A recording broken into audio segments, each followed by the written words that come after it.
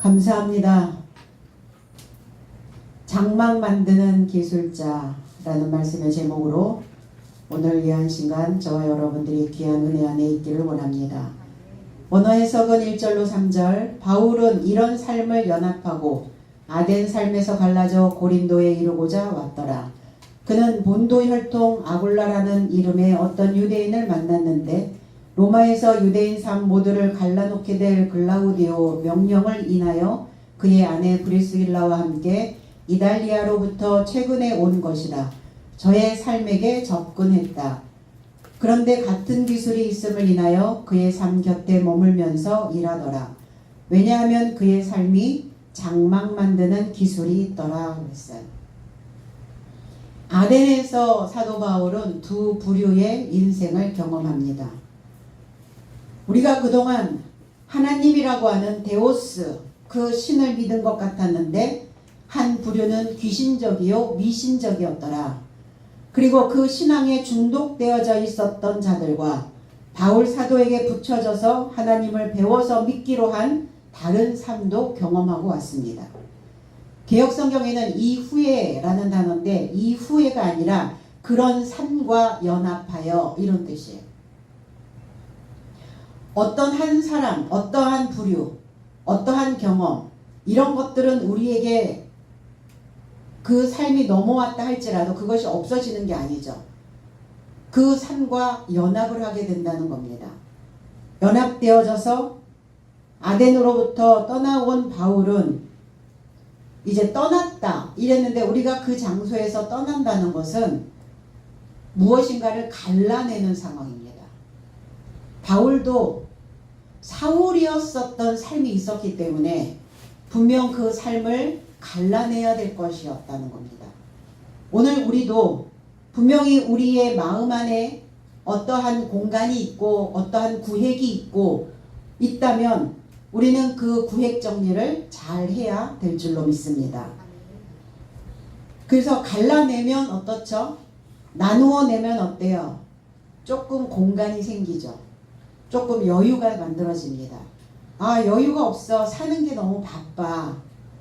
왜 바쁠까요? 공간 분리가 잘 안 되기 때문입니다.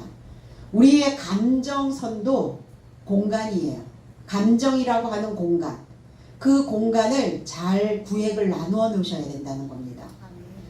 우리가 내 속이 들볶이고 내 속이 힘들 때 그 공간에 계속 있으면 어떻죠? 그 공간에서 계속 들볶이죠. 그러니까 그 공간에서 나오셔야 돼요. 그 복귀는 힘드는 그 공간에서 공간 분리를 잘 해야 우리는 인생에서 좋은 맛도, 때로는 쓴맛도, 때로는 매운맛도 그러한 맛들을 다양하게 경험하며 우리가 정말 거주해야 될 공간이 어떤 것인가를 실감하게 된다는 겁니다. 오늘 저와 여러분들이 이제 어떤 공간을 만들어낼지 다시 한번 여러분들의 머릿속에 구상해내시기를 바랍니다. 아덴 도시를 건설하는데 평판이 있었던 지혜의 여신이 있었던 곳입니다. 거기에서 그들의 삶을 연합하고 고린도에 이르고자 왔다 그랬어요. 고린도는 뿔이라는 의미도 있지만 고린도에 있는 사람들은 굉장히 열정적이고 어떠한 일에 대하여 뜨겁고 이래서 불이라는 의미도 있습니다. 그래서 어떠한 불이 붙으면 잘 꺼지지 않는 사람들. 그래서 고린도에 있는 사람들은 은사주의자들, 뭔가 보여지는 것들 이런 쪽으로 굉장히 많이 발달되어져 있었던 신앙인들이었다는 겁니다. 아덴에서 서쪽으로 39마일에 있는 지역입니다. 양풍미속이라는 건 예로부터 전해오는 아름답고 좋은 풍속을 이야기하고 있어요. 근데 이러한 좋은 풍속들이 점점점 뒤로 물러갔다. 그러니까 신앙 안에서 이 양풍미속이 유지되어져야 되는데 쇠퇴해갔단 말이에요. 점퇴해버렸다.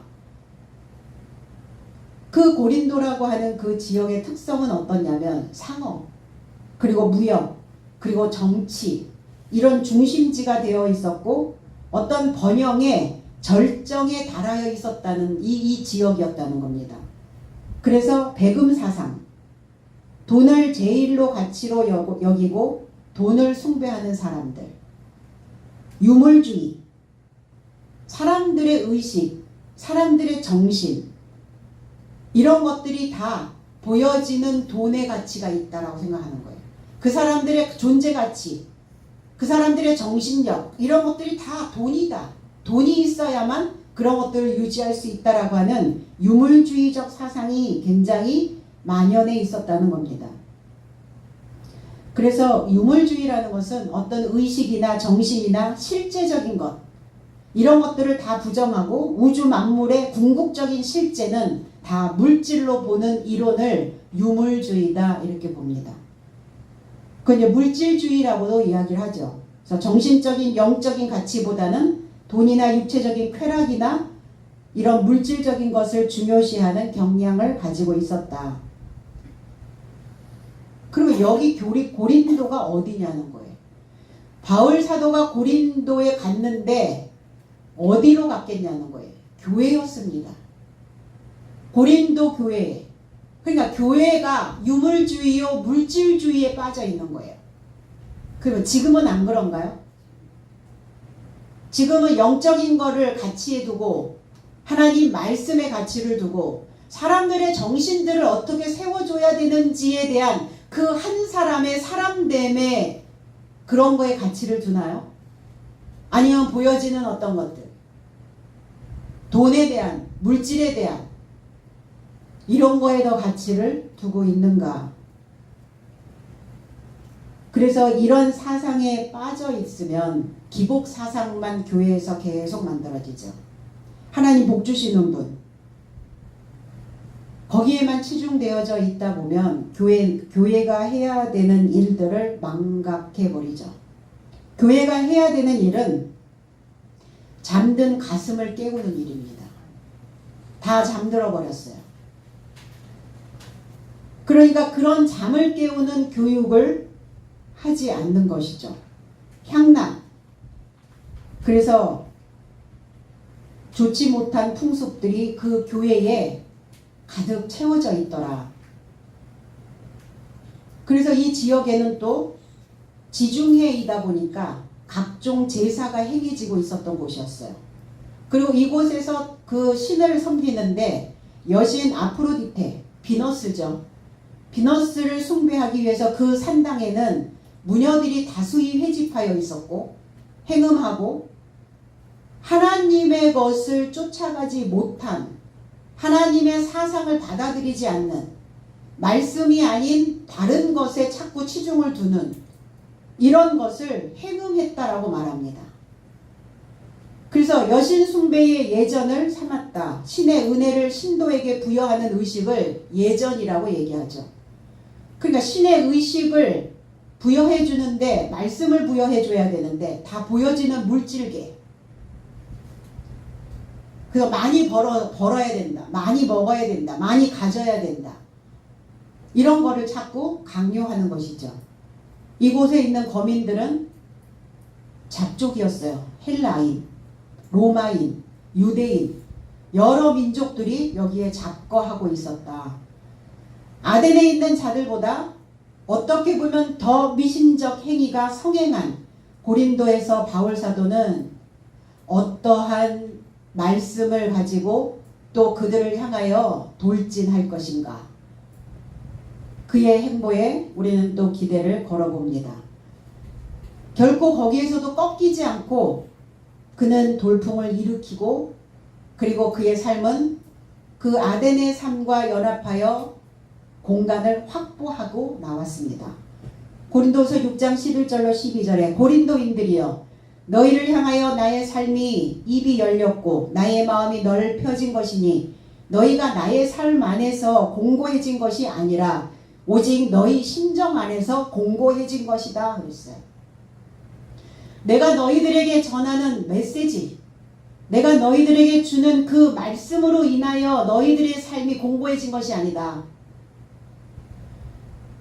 부딪히잖아요. 바울 사도가 증거하는 메시지와 그들이 기존에 갖고 있었던 신의 사상과 지금 부딪히거든요. 그러니까 내가 전하는 그 메시지 때문에 너희들이 공고함에 빠진 것이 아니라 너희 심정 안에서 이미 공고해져 있었다. 이미 좁혀져 있었다. 바울 사도의 입이 열린 문이었어요. 바울 사도의 입이 열린 책이었습니다. 전도자 바울은 그들이 봉한 책, 다 닫혀있는 책, 닫혀있는 상태로 신앙생활을 하는 그들의 삶의 책을, 그들의 생각들을 열어주고 있는 것이거든요. 지금 에덴 동산이 잠겨 있거든요. 두루 도는 화영검. 그러니까 그 불의 그 화영검, 불로 쌓여 있는 문을 통과하지 않으면 에덴으로 못 돌아갑니다. 에덴은 즐거움의 동산이에요. 행복한 동산이에요. 우리 안에 행복한 동산이 있는데 그 행복한 동산을 찾으려고 사람들은 사방팔방으로 다니죠. 이 우주 물질계에 어디에 에덴이 있단 말입니까? 사람들의 생각 속에 에덴이 있어요. 그런데 막혀 있거든요. 뭘로 막혀 있어요? 자기들의 생각으로, 자기들의 심정으로 좁아 터져 있으니까 막혀 있단 말이에요. 그 문이. 그러니까 내가 너희들에게 내 입을 닫지 않고 내 입이 열려서 너희들에게 닫혀있는 그 에덴 동산을 열어줄 것이다. 열려진 성경, 살아있는 책이 돼서 고린도인들의 삶을 향하여 나의 마음이 넓혀진 것처럼 너희도 공고해지지 않으려면 넓혀진 심정으로 보상받아라. 우리가 하나님을 믿으면서 하나님에 대한 보상, 하나님이 나한테 어떤 보상을 해주실까? 내가 이렇게 공고했고 내가 이렇게 힘들었고 내가 이렇게 고난 중에 고통 중에 있었으니까 분명히 하나님 우리에게 보상을 해주실 텐데 어떤 보상을 원하세요? 하늘에서 돈벼락? 아니면 돈방석? 그게 보상이 아니에요. 넓혀지는 거예요. 나이를 먹어가면서 좁아지는 게 아닙니다. 좁아 있는데 넓히지 않은 거예요. 태어날 때 우리는 얼마나 넓어져서 태어납니까? 다 좁아져 있는 상태로 태어나는 거죠. 살면서 넓혀가는 것이죠. 공고하다. 스테노코리아라는 단어인데 좁은 지역이란 단어예요. 좁은 공간, 협소한 장소. 그러니까 내 심정이, 내 감정이, 내 마음이 좁은 지역으로 있으면 자꾸 공고해져요. 그러니까 뭐 하셔야 된다고요? 그냥 넓게 보셔야 된다고요. 넓게 생각하지 않으니까 뭐가 하나 훅 들어오면 답답해지고 쌓이고 계속 태정물이 만들어지는 거예요. 거기에서 동역자를 만납니다. 아굴라라고 하는 의미는 독수리라는 뜻이에요. 그는 본도에서 태어난 혈통입니다. 아굴라와 그의 아내 브리스길라. 이게 같이 부부거든요. 아굴라는 남편, 브리스길라는 아내. 그의 아내 브리스길라는 늙었다라는 의미를 가지고 있어요. 주름지다 이런 뜻이. 아, 나이를 많이 먹어서 겉에 피부에 표피가 주름이 졌구나. 그게 아니라 많은 지식이 담겨져 있는 거예요. 알츠하이머 병을 앓고 있는 사람들의 뇌를 단층 촬영을 했어요. 그런 사람들의 뇌는 어떻든가요? 펴져 있어요. 펼쳐져 있어요.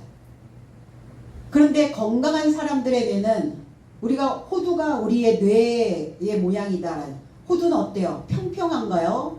아니면 쭈글쭈글한가요? 주름이 많이 가 있잖아요. 그러니까 늙어서 주름이 많이 졌다는 것은 머리에 많은 것들이 담겨져서 그 지식들이 계속 활성화되고 있다는 거예요. 이 브리스길라. 그럼 저와 여러분들은 독수리처럼 브리스길라의 그 섬세하고 세세한 그러한 그 주름진 사이사이에 무엇인가 다 들어가 있을 거 아닙니까? 그런 것처럼 아굴라와 브리스길라의 한 조가 저와 여러분들의 심정 안에 박혀 있어야 될 줄로 믿습니다. 그들의 관심사가 있었어요. 여러분들이 신앙생활 하면서 어디에 이렇게 관심이 많으세요? 아니, 신앙생활 외에도 우리가 살아가면서 사람들은 자기들의 관심사들이 있죠. 어떤 사람은 여행에, 어떤 사람은 먹는 사람, 어떤 사람은 건강에, 어떤 사람은 패션에, 여러 방면의 관심사들을 가지고 있습니다. 아굴라와 브리스길라의 관심은 영성이었어요. 영적인 성장, 영적인 힘, 이것이 하나로 결합된 그런 것을 굉장히 많이 중시 여겼어요. 그래서 아볼로라고 하는, 그리고 또 많은 사람들이 그들의 영적인 안목에 의해서 많은 도움을 받기도 했습니다. 독수리는 어떤 힘과 위험의 상징으로도 나타나기도 합니다. 구약에서는 이스라엘 백성들을 독수리로, 독수리 날개로, 이렇게 독수리의 표현들이 많았겠죠. 그럼 저 날아다니는 맹금류 독수리겠어요? 상징적인 거죠. 비유적인 것이죠. 그럼 독수리가 어떠한 역할을 했는가? 출애굽기 19장 4절에 내가 애굽 사람에게 어떻게 행하였음과 내가 어떻게 독수리로 날개로 너희를 업어 내게로 인도하였음을 너희가 보았느니라. 독수리 날개로 너희를 업어서 광야로 인도했다, 이렇게 표현합니다. 그러니까 하나님을 독수리로 표현한 거예요. 이 독수리라고 하는 의미 속에는 찢어내다, 이런 의미예요. 그럼 이스라엘 백성들을 독수리 날개로 인도했다라고 생각하니까, 이 애굽에 있는 그 이스라엘 백성들은 아무 타격 없이, 상처 없이, 힘든 것 없이 그냥 독수리의 날개에 가만히 주저앉아서 그 먼 애굽에서 광야로 그냥 살포시 내려주셨단 말인가? 아니라니까요. 이스라엘 백성들이 나올 때 찢은 거예요. 왜 찢죠? 어떨 때 찢으시죠? 키가 크려면 찢어져야 돼요. 성장을 하려면 찢어지는 고통이 있어야 됩니다. 마음이 찢어지십니까? 뭐가 애가 끓으세요? 그 찢어지는 심정을 붙잡고 그 영혼을 위해, 그 인생을 위해, 내 마음의 심정을 위해 우리는 애통하며 기도하셔야 될 줄로 믿습니다. 그들을 찢어냈다. 찢어냈는데 분명히 찢어냈으면 이제 찢었다는 것은 전쟁입니다. 그와 내가 찢어졌어. 전쟁이죠.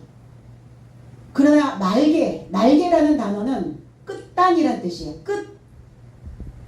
마지막, 말단, 최극단. 그러니까 찢었지만 내가 너희들의 인생을 찢은 채로 버려두지 않고 끝까지, 최극단까지, 마지막까지 내가 너희들을 책임질 거야. 그 언약이셨거든요. 시편 103편 5절에도 좋은 것으로 너의 소원을 만족하게 하사 너의 청춘을 독수리같이 새롭게 하시는도다 그랬어요. 어떻게 새롭게 되어지죠? 독수리의 그 맹금류들의 특성들은 뭐예요? 부리도 있지만 발톱에 있어요. 그래서 한번 이렇게 움켜쥐면 안 놔요. 그러니까 이 움켜쥐는 힘이 있어야 된다고요.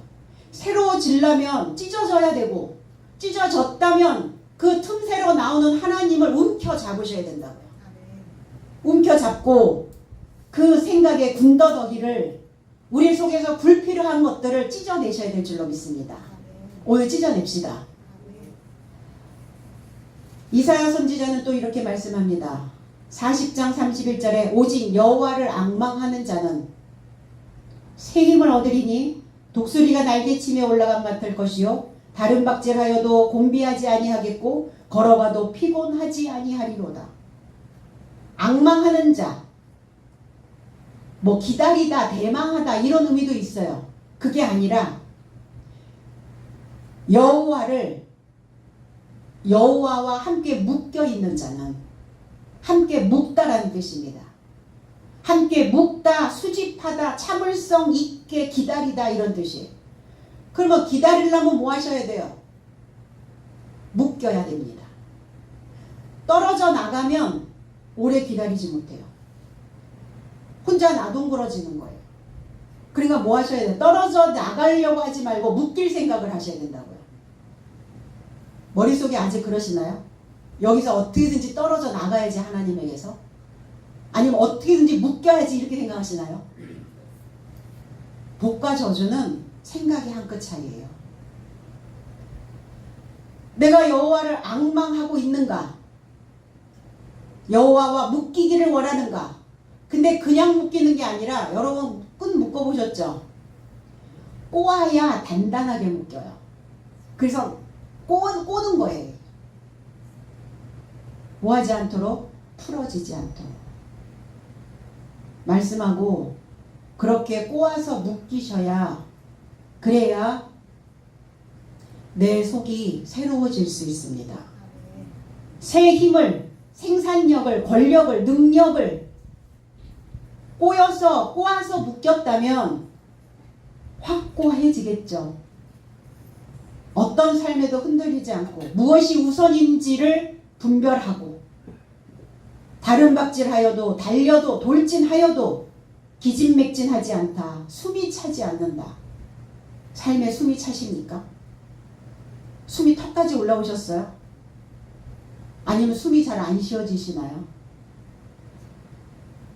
오늘 다시 하나님과 묶이는, 그래서 다시 기진맥진하지 않고 숨이 차지 않는, 걸어가도 행진해도 너희들의 이 길을 가도, 어떠한 고단한 길을 걸어가도, 너희 자신의 길을 걸어가도 피곤치 아니할 것이다.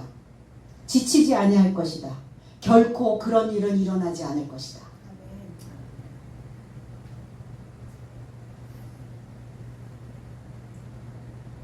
사는 게 버겁죠. 사는 게 무겁고 힘들죠. 근데 나는 가만히 있는데 내 속에서 더 먼저 요동을 치는 거예요. 바깥의 환경은 그렇게 많이 우리를 위협하거나 그렇게 많이 목조르거나 내가 그렇게 숨이 쉬어지지 않을 만큼의 어떠한 것들이 막 그렇게 몰려오지 않거든요. 왜 숨이 안 쉬어져요? 좁아 터져지니까 숨이 안 쉬어지는 겁니다.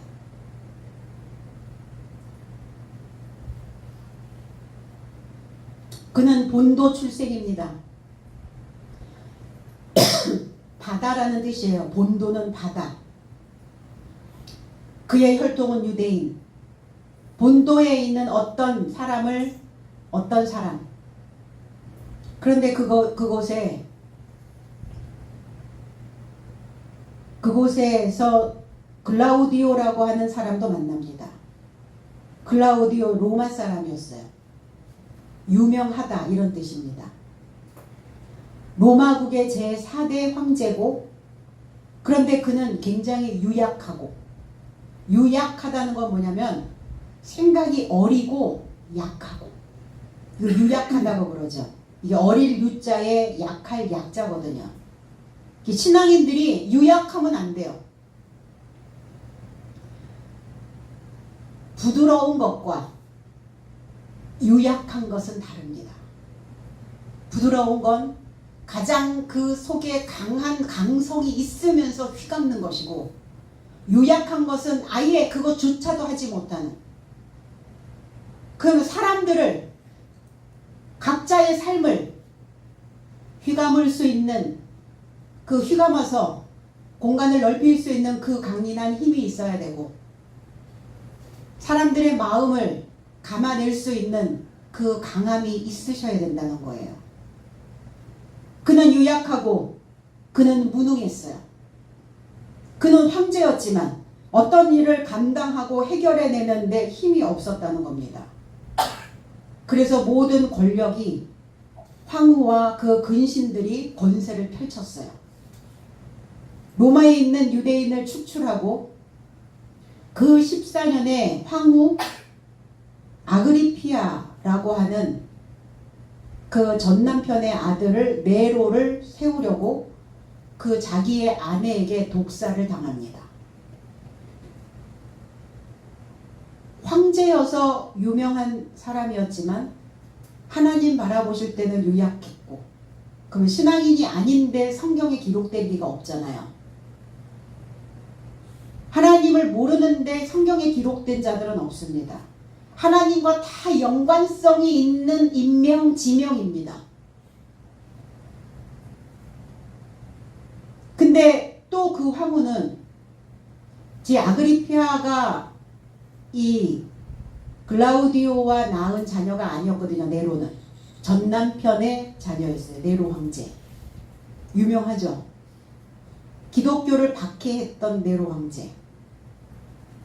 근데 네로 황제는 또 자기의 생모 아그리피아를 제거합니다.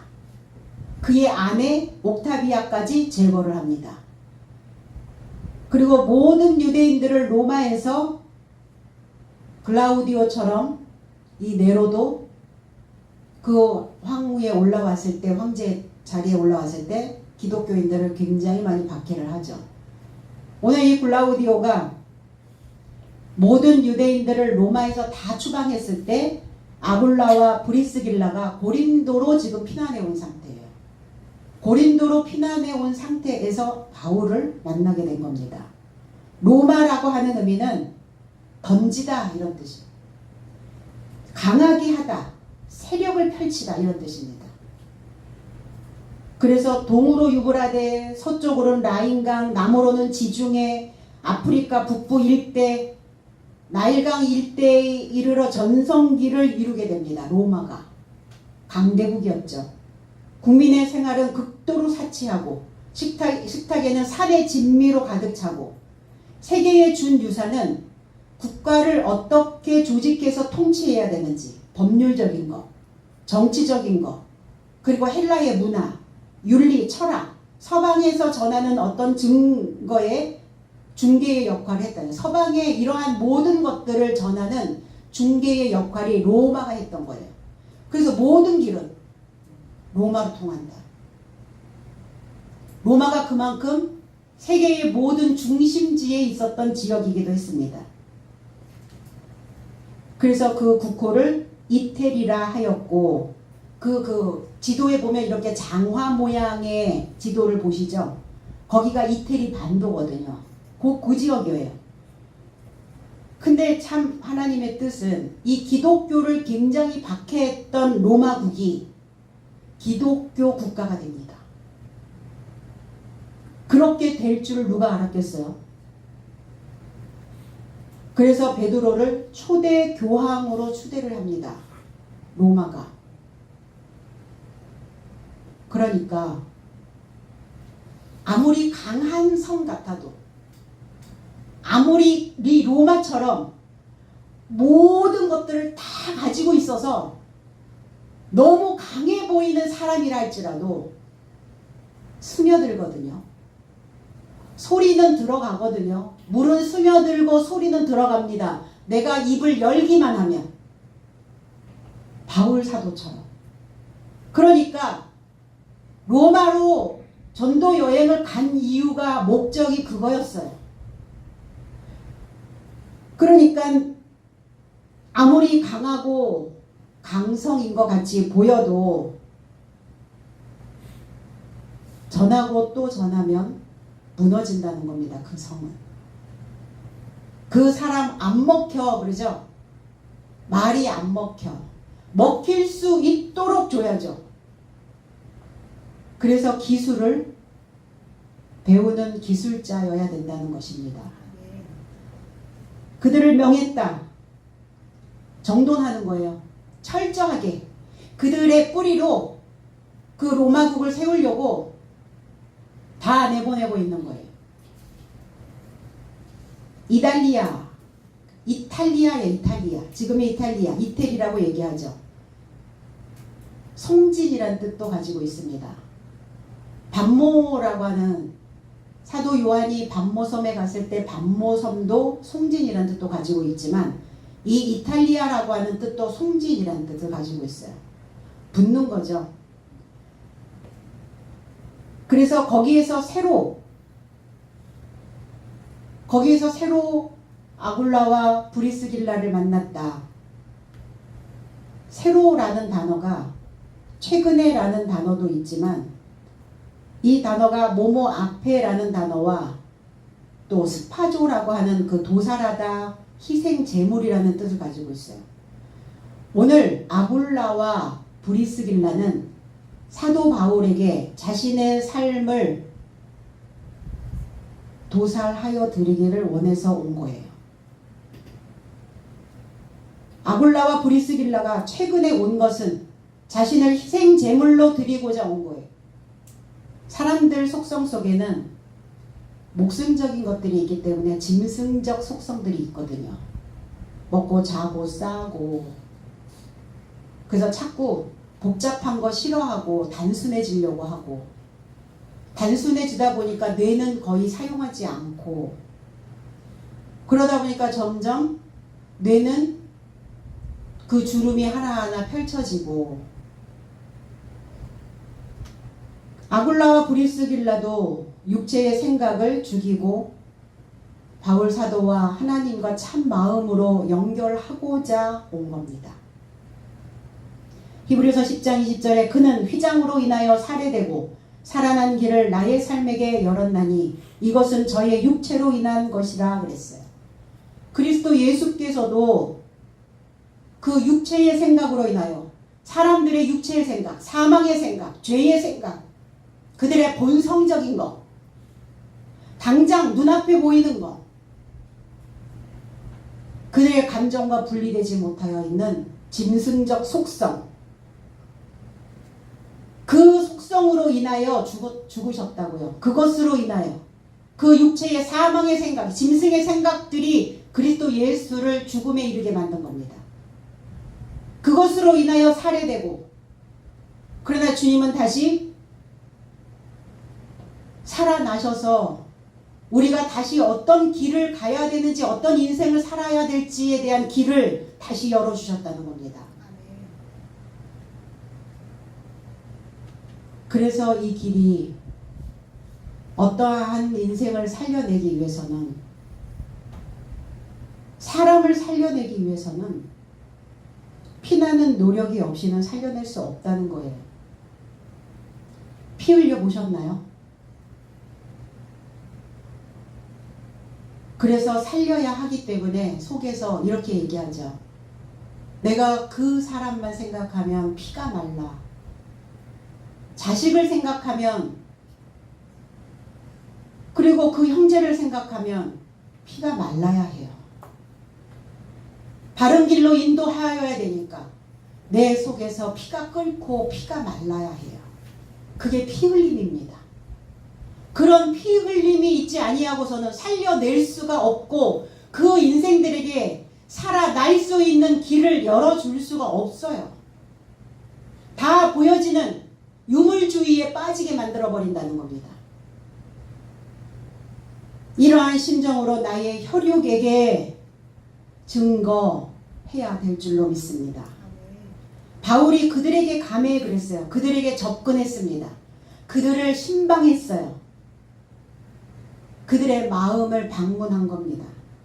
누가복음 10장 34절에 접근하여 올리브유와 포도주를 붓고 그 상처를 싸매서 그를 지켜 그를 자기 짐승에 태워 그를 여인숙으로 인도하여 돌보았더라 그랬어요. 그들에게 갔어. 사마리아인이 예루살렘으로부터 여리고로 내려가다가, 그러면 예루살렘으로부터 여리고로 내려가는 이 사마리아인이 누구였겠습니까? 목자였습니다. 지도자였습니다. 갈급했습니다. 그래서 하나님의 냄새가 나는, 하나님의 향기가 나는, 평화의 가르침이 있는 그곳을 향하여 지금 가고 있었던 목자였는데 강도를 만났어요. 강도를 어디서 만났겠어요? 나보다 먼저 온 자가 강도요, 도적이다. 먼저 온 자가 누굽니까? 첫 아담적인 본성적인 느낌을 가지고 있는 것이죠. 그러면 오늘 이 강도 만난 강도를 만난 사마리아인은 자기의 심정 속에서 강도를 만난 거예요. 자기의 본성, 자기의 본능, 짐승적인 욕구, 거기서 다 털려버린 거예요. 우린 그 본능적인 것들이 우리에게 오면 그 본능에 다 뺏겨버려요. 우리의 삶의 감사와 기쁨과 고마움이 다 거기로 뺏겨버려요. 강도예요, 그게.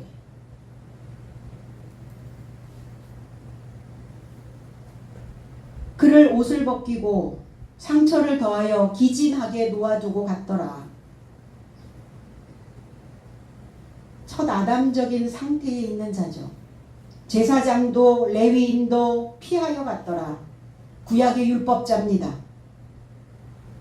오늘 그리스도 예수와 지금 율법사가 이렇게 질문했거든요. 누가 그의 이웃입니까? 이 강도 만난 사마리아인의 이웃이 누굽니까? 율법사의 질문에 주님은 그렇게 답하신 거예요. 사마리아인이 있는데 다 털렸다. 그 지도자가 있었는데 그에게 더 이상의 것을 줄 수 있는 자가 없었다. 하나님을 증거하러 왔는데 그의 본성적인 거에 다 털려버린 자다.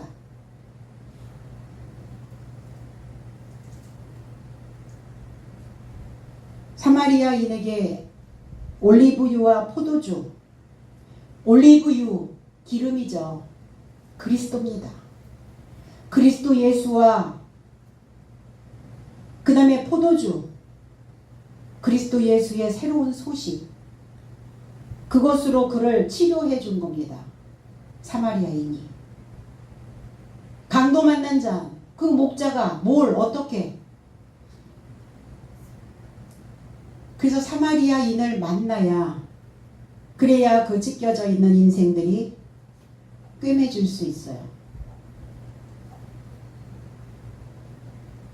우리가 신앙생활을 하나님을, 하늘에 계시는 하나님을 믿는 이유는 우리의 삶이 수준이 높아지려고 믿는 겁니다.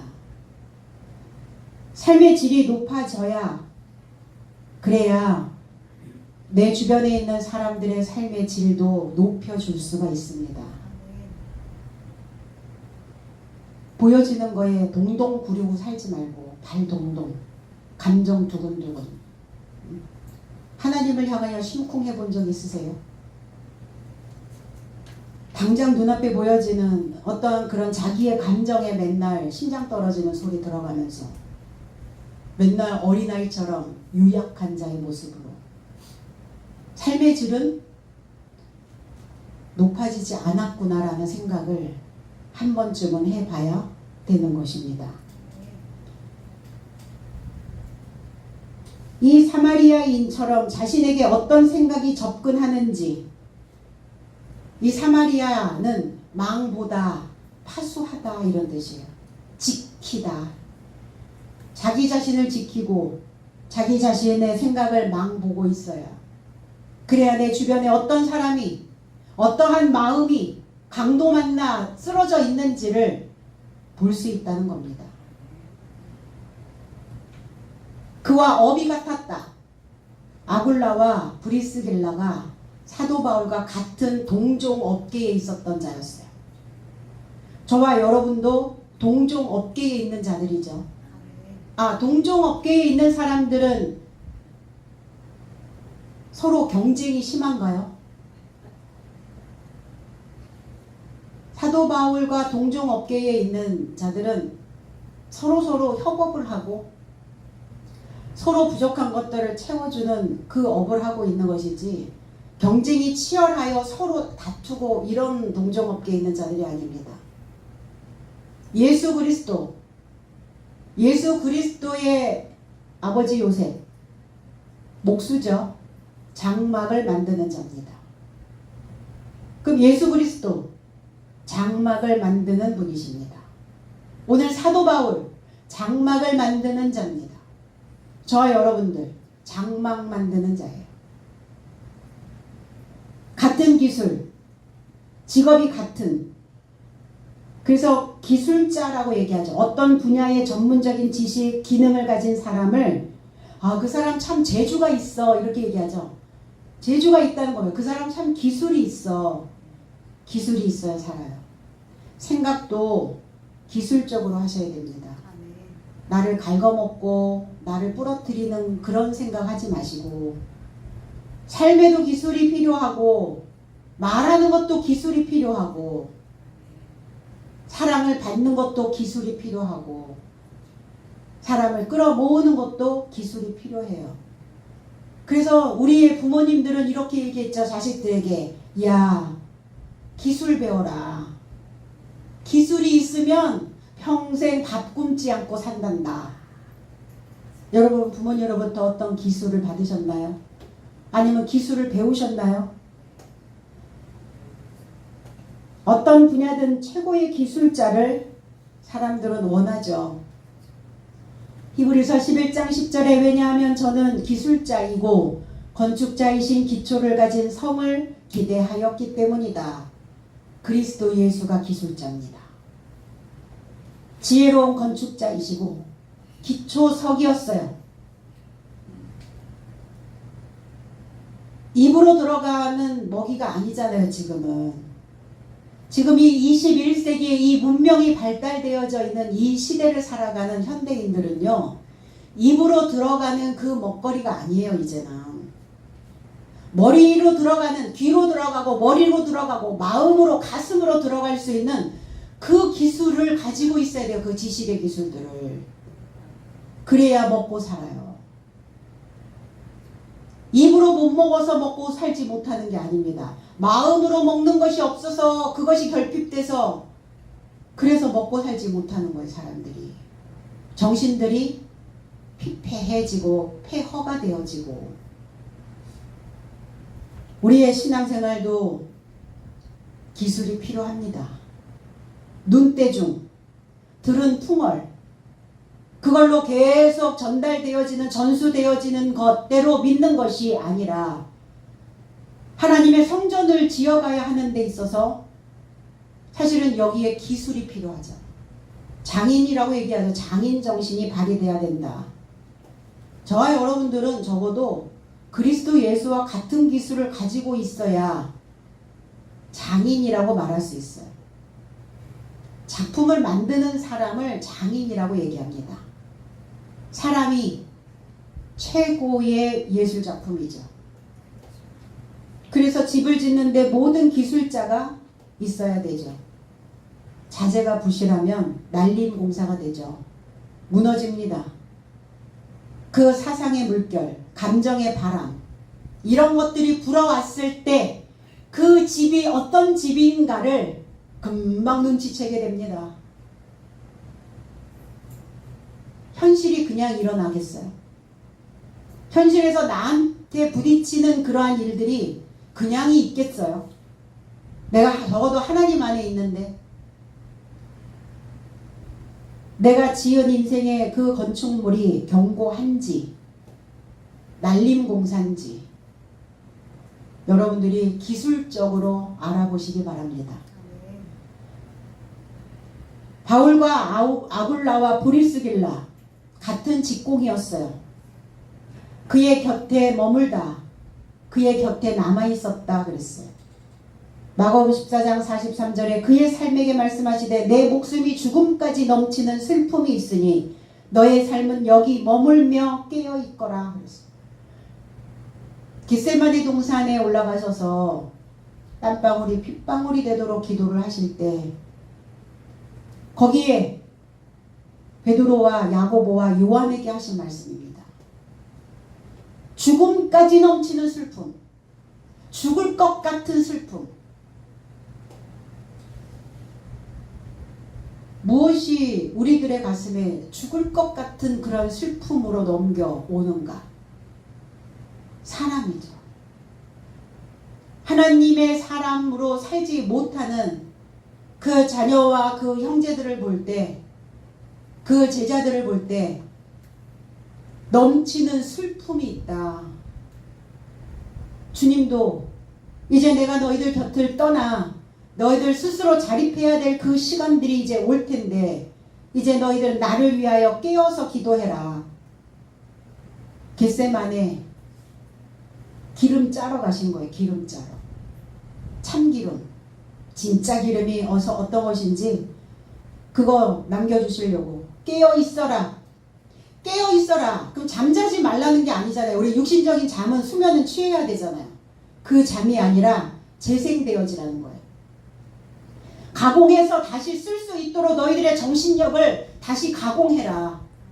그렇게 연약한 정신력 가지고는 아무데도 쓸모가 없다. 가공해라. 다시 재생해라. 부활해라. 깨어서 다시 일어나라. 그게 깨어있다라는 의미예요. 낡거나 버리게 된 것을 가공해서 다시 쓸 수 있게 너희들 속에 있는 그 정신력을 다시 가공해서 쓸 수 있도록 깨어있어라. 장막을 만드는 자였습니다. 스케노포이오스라는 단어. 장막 제조자. 스케네라고 하는 의미는 초막, 거처, 장막 이런 뜻입니다. 어떤 장막이에요? 예수 그리스도서부터 12사도가 다 장막을 짓는 일이에요. 저와 여러분도 장막을 만드는 그 기술자입니다. 그 장막, 그 집을 아내라고 얘기하죠. 우리 집사람입니다. 이러잖아요. 집사람. 그 장막을 만드는 일은 집사람 만드는 일이에요. 하나님의 신부 만드는 일입니다. 하나님의 아내 만드는 일이에요. 여자가 집이잖아요. 집. 남편에게 내조를 잘하는 부인을 만드는 일이에요. 그게 장막을 만드는 기술자였더라. 그러면 저와 여러분도 하나님의 그리스도 예수의 신부된 자, 그 장막을 만드는 기술자여야 된다는 거예요. 내 집에 있고 싶으실까? 그 남편이신 예수 그리스도가 나의 집에 지금 거처를 삼고 싶으실까? 내 삶과 연합되기를 원하실까? 나와 함께 동거동락을 원하실까? 어디를 보면 알아요?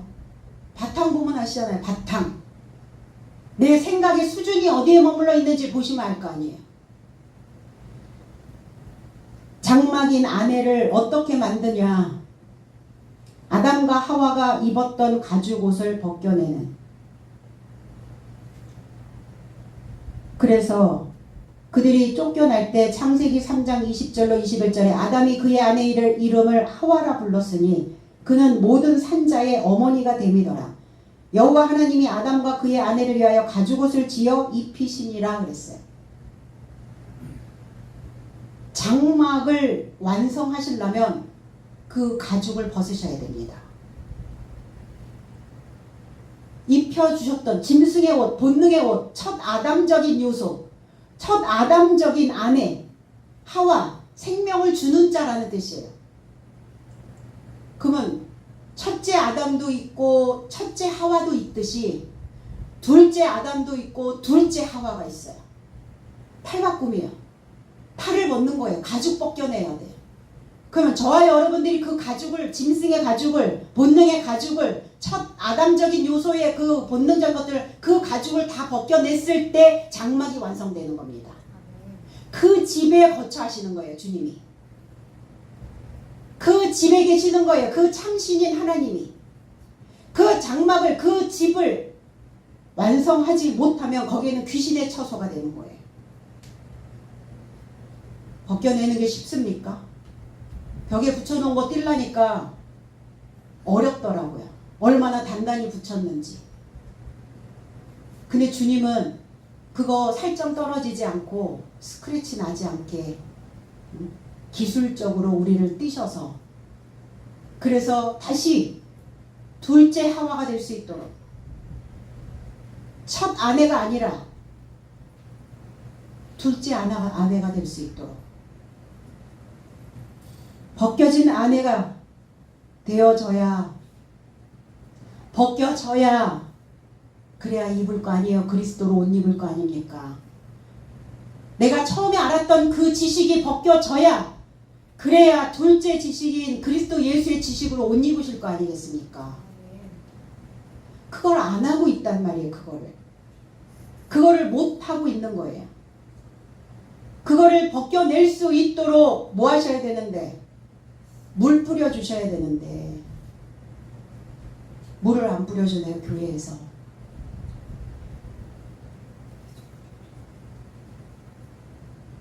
껍질을 벗겨야, 그래야 그 속에 든 것이 무엇인지를 알 거 아니겠습니까? 껍질을 확 벗겨내보니까 어때요? 내 속이 이렇구나. 왕겨 껍질 벗겨놓으니까 내니까 껍질만 있는지 아니면 그 안에 알토란 같은 알곡이 맺혀져 있는지 아실 거 아니에요. 저도 확 벗겨져 보니까 내가 이러다가는 껍질만 남겠네. 한 주간 저도 부대꼈거든요. 힘들었거든요. 그 힘듦이 딱 오면 제일 먼저 푹 떠오르는 생각들은 그 첫 아담적 요소들이에요. 본능이 나를 확 화로잡아요. 거기에 다 털려버리게 생겼더라고요. 순간 찰나에. 하루 왼종일 그러고 털리다가 이러다가는 다 미천까지 털릴 것 같더라고요. 이러면 안 되지. 정신 차려야지. 마음을 다시 잡고 벗겨져 봐야 속을 알아요. 그래서 벗기시는 거예요. 벗기실 때 악소리가 나지만 감사하시기 바랍니다. 그리고 다시 입혀 주실 것입니다.